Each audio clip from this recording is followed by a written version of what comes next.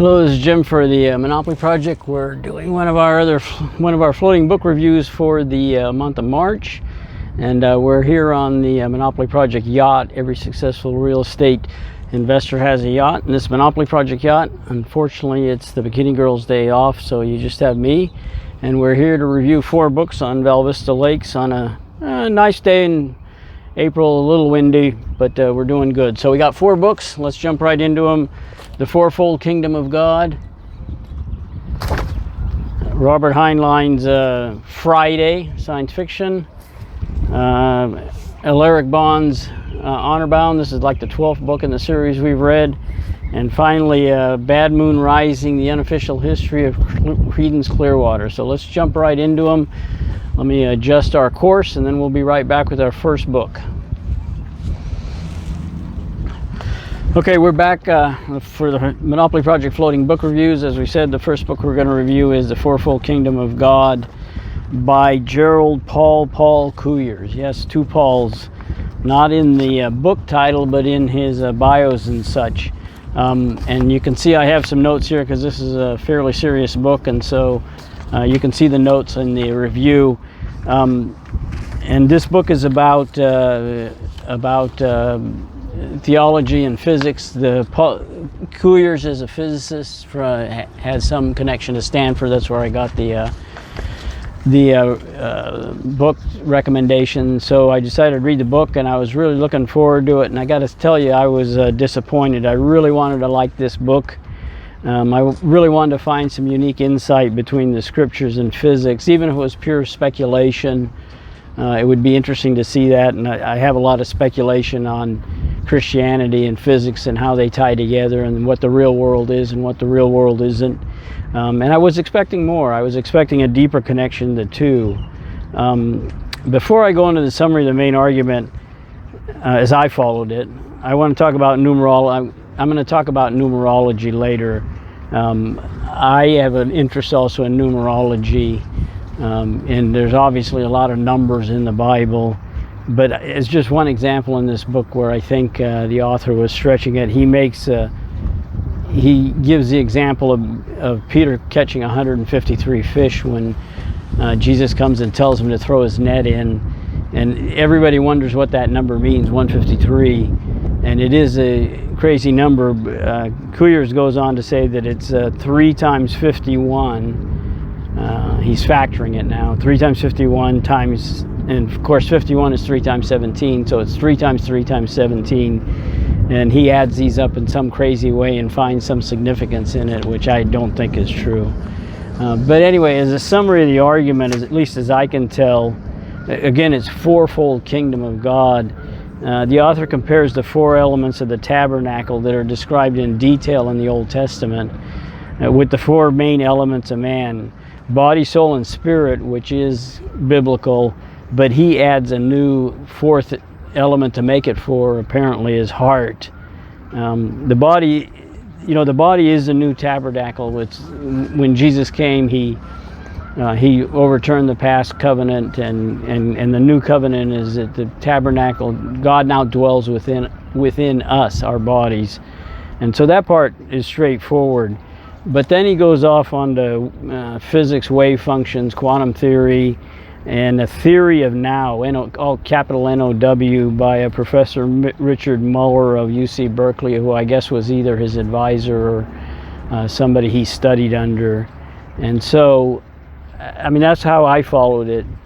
I mean, to go into some details, the first 13 chapters, with the exception of chapter 9, which discusses nonlinear equations, but the first 13 chapters could have been written by anybody. There's no physics in it.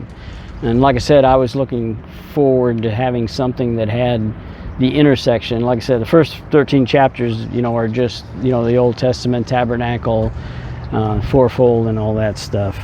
And then when he does finally get to physics in chapter 4, he doesn't really tie in what I was expecting. Again, 4 things, the 4 forces in nature that we have discovered, as humans and physicists, the gravitational, electromagnetic, the strong force, and the weak force. He doesn't mention that.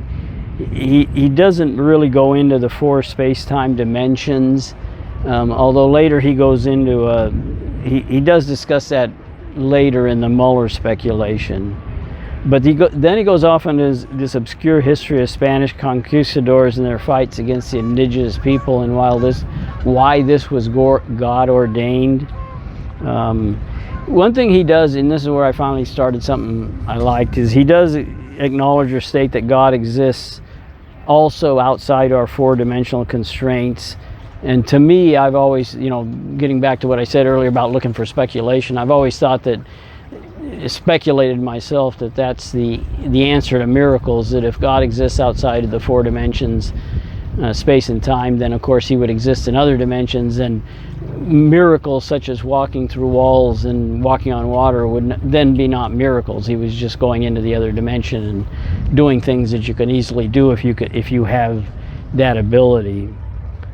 He makes a lot about quantum physics and free will, the Heisenberg uncertainty principle and the wave function, how you can't pin down position and velocity. Again, that's pretty common speculation, and so I didn't really see anything. And then he goes into this detailed discussion of Professor Richard Muller's now theory, and apparently I couldn't quite follow, I got to be honest. There are actually 3 time dimensions, the one that we experience, time, but there's also time forward and time backwards, which I got to admit, I didn't really follow where Muller was going or where Kooyers was going to try and tie this in. So, I don't really recommend the book if you're a physicist, as our new vicar at church is. He studied physics, because I didn't find anything interesting or new speculation. And he didn't quite tie the 4 thing in as I thought he would. I thought he was going to go into some heavy-duty numerology, and he didn't. But I did want to discuss numerology because it's of interest to me. And numerology is defined as, at least by Wikipedia, which I have some issues with Wikipedia, but it's good for basic information. Wikipedia defines numerology as: numerology is a pseudoscientific belief in a divine or mystical relationship between a number and one or more coinciding events. It is also study of the numerical value of letters in words, names, and ideas. It is often associated with the paranormal alongside astrology and similar to divinatory arts. And one of the reasons why I picked that is because it talks about divination, which the Bible definitely condemns in the Old Testament. There are a lot of links to numerology. A lot of people, both crazy and not, have tried to discover stuff in the Bible through all the numbers that are tied together.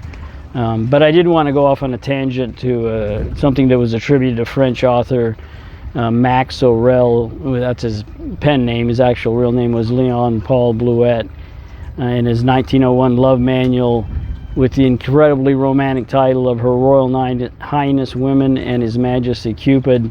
It also was attributed to Nation of Islam founder Elijah Muhammad, that at the age of marriage a woman should be half the man's age plus 7.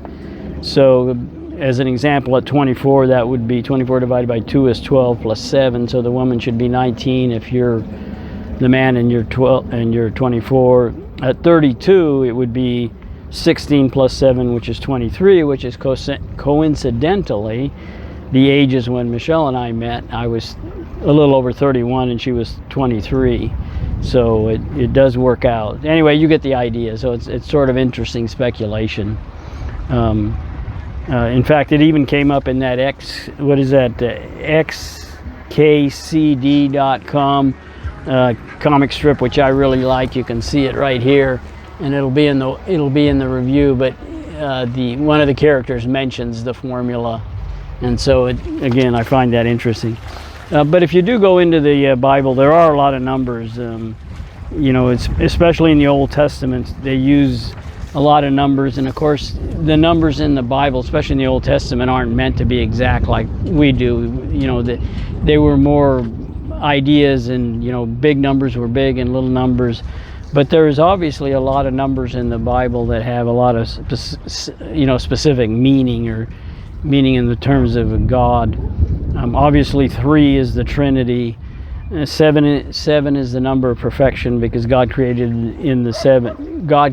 the universe in 7 days. He did it in 6 and then he rested on the 7th.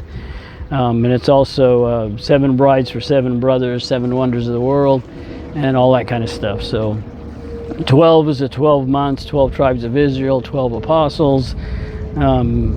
And actually, as one of the definitions, 4 represents universal truth, as in the 4 directions, north, south, east, west.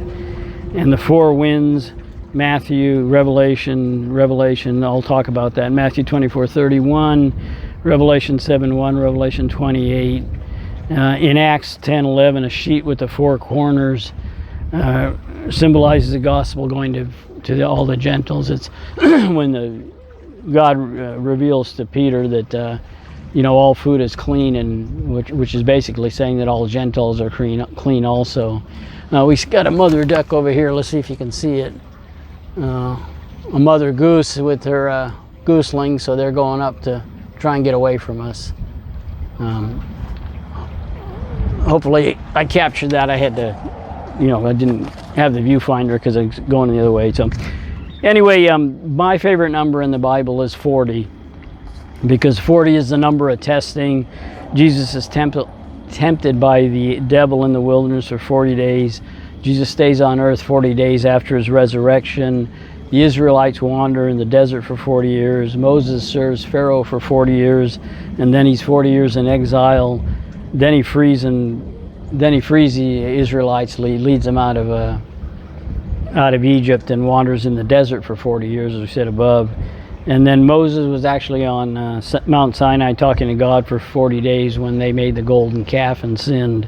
And Noah's reign lasts for 40 days. So 40 is the number of testing in the Bible, and so that's my favorite number in the Bible. But I mentioned divination in the beginning, that numerology is a subset of divination, and there is a caution, and lots of cautions in the Bible against divination and appealing to other spirits. And so the one counterexample of that is in Revelation 13:18, where Revelation 13:18, where he calls for wisdom. Let the person who has insight calculate the number of the beast, for this is the number of man. That number is 666, and so we all know the 666 number. So there is a caution against divination, but there's also this obscure reference that we all know what 666 is, and we don't. So in any case, that's the Monopoly Project Floating Book review of Gerald Paul Paul Kooyers' book on Fourfold Kingdom of God, speculations of theology and physics and what does it mean. Thank you, and we'll now go on to our next book.